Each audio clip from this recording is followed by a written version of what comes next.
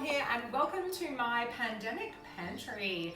As you can see, I have ransacked my pantry and pulled out quite a few different sauces and vinegars and bits and pieces that I'm going to show you one of my favorite quick cucumber pickles. I absolutely love this Asian version of a cucumber pickle because it is so easy, it's really fresh, and as you saw in the introduction, it makes an incredible addition to any kind of salad bowl, a great accompaniment to any kind of chicken dish, meat, or if you're vegetarian, and it's just really nice and refreshing. It's a fabulous, fabulous dish. So easy to make and very, very quick. All you need is a few cucumbers. Mine, as you can see, I got these as seconds, so they're a little bit sad, but that's okay because this is a perfect dish to use these sorts of cucumbers.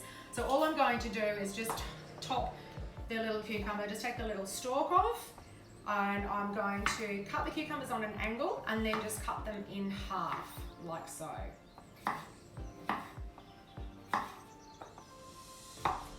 So you want a few cucumbers. These will last a good week or so in the fridge. As I said, they are pickled. Basically from this step, what you want to do is using the back of your knife or the flat bit of your knife is just really bash the bash the cucumbers a little bit, just so that some of the seeds and stuff come out. So just kind of squash them down. You want to try and avoid most of those seeds.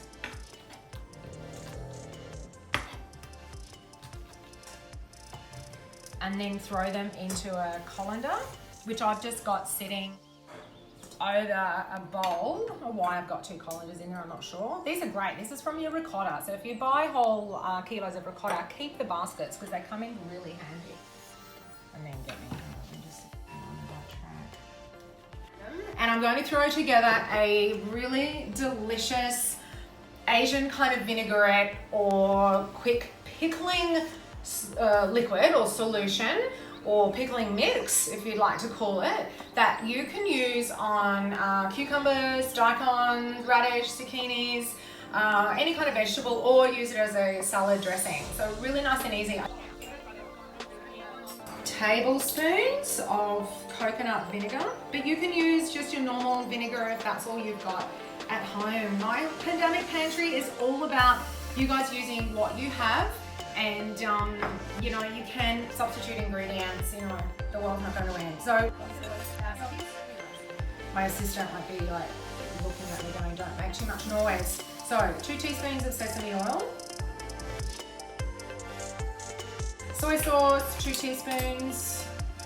This is tamari, which is a gluten-free style of soy sauce, but you can use just your normal soy sauce is fine.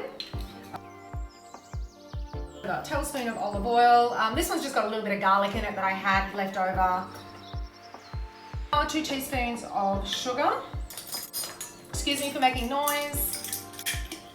So again, coconut sugar, sugar substitute, whatever you would like to use, you're more than welcome to use that at home.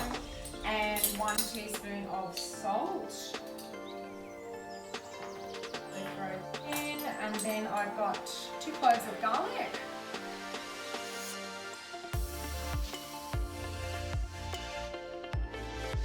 Now, a little bit of chili. I like fresh long chilies. Sweetness. So I'm just going to chop these up. Nice red, but I love the look of that. And then of course some coriander. Chop. Throwing those stalks in because the stalk is where all the flavour is. That just looks amazing on its own. So there you go, that's your dressing. Now, if I was going to be keeping this, I wouldn't put the coriander in until I'm ready to serve. So just have your primary ingredients in a jar and then throw your fresh coriander at the end of whatever you're going to serve. So we're going to give this a little bit of a stir.